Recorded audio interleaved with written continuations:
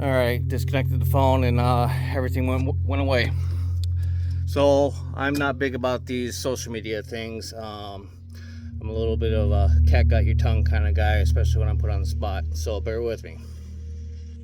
All right, so as far as it goes, the installation was pretty simple, just like the standard factory one. As Tom puts it, I'm currently running the Liberal EGR compliant friendly adapter. This is due to the issues that we had. Now, as far as being liberal, far from it.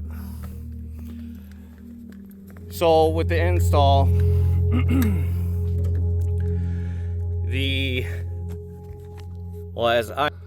I've got the Banks charge pipes on here, which are 3.5, and pretty much everybody else is in the industry. Worley, HSP, they're all 3.5. Now each company is a little bit different, as Tom and I discussed.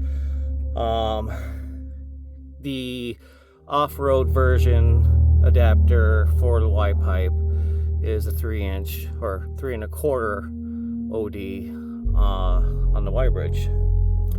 So obviously our problem was going from the 3.5 to 3.25.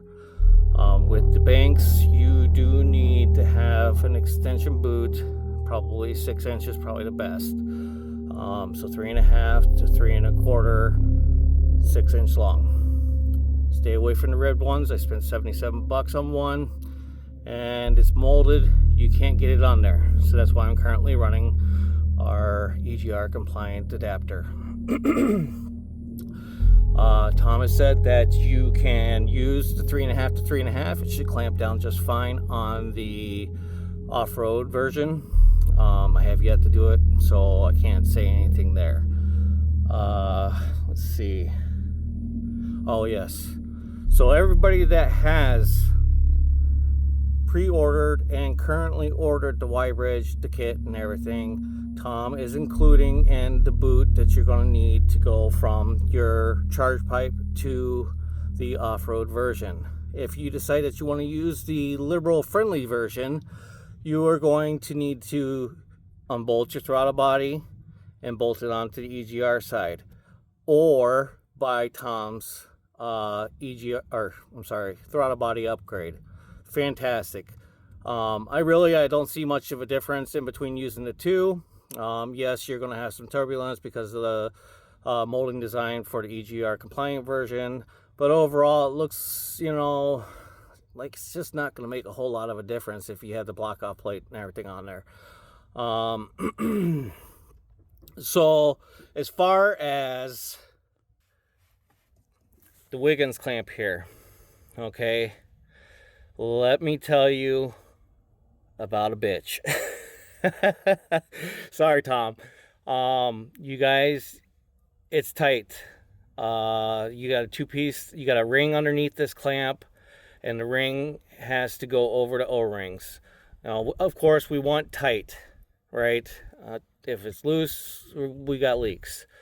So it is extremely tight getting on there, almost impossible. You need 4 hands in there, and you got to get creative about getting those O-rings in.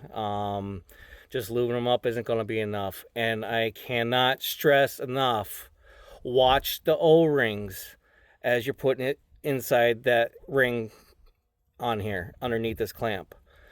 They do expand, and if you're not paying attention, you can really screw up your day in a heartbeat. They like to pop out of the edges as you're trying to slide it into the clamp. So just pay attention to that so you're not ruining your day when you're like, oh yeah, I'm almost there, let's go. But overall, yeah, there's the VSE intake down there. Everything fits tight. You got to watch right here. So this is those guys that cracked on me for spray painting my stuff. Your AC compressor, when you're reinstalling it, definitely make sure you are paying attention when you're doing it. If you get powder coat or spray paint like I did, It is a nice tight fit in there. If you're careful and take your time with it, you'll get it in. No problems.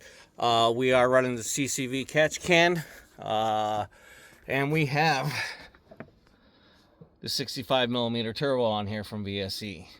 Tell you what, man, this truck moves. Got the Banks Ram Air. I do have the Banks rear diff, Banks trans pan. I've got the Banks oil pan, PPE, front diff cover. Yeah, I'm sure I'm missing a whole lot of stuff right now.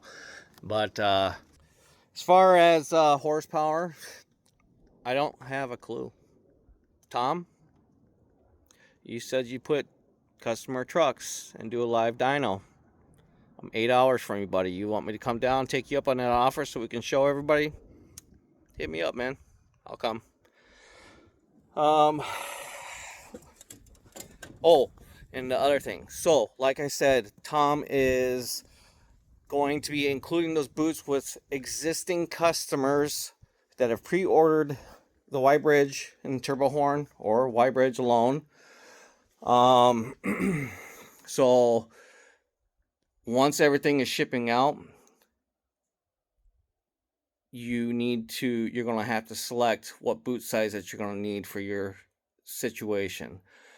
And you will have to buy it at that point. So I would, if you're going to buy them now, you know. The other thing is he is currently in talking of updating that off-road version to come to a 3.5 inch ending where the charge pipe boots would come on. That is a total game changer. Nobody should have any issues at that point. Yeah, I mean, I guess that's all I got. I mean, I got snow on the ground. I got to hook up to the plow. I got to go make some money to pay some of this shit off. So, if you guys have any questions, feel free, hit me up. I know I missed a ton on here. And I got to shout out all my guys over at VSE. I mean, every one of you. Stovall, Josh, Austin, Brady, you've all dealt with me. I've been a complete pain in the ass. Not intentionally. It's been a long process. I've confused the shit out of you guys, and I've confused the shit out of myself too, to be honest. But we're up and going now.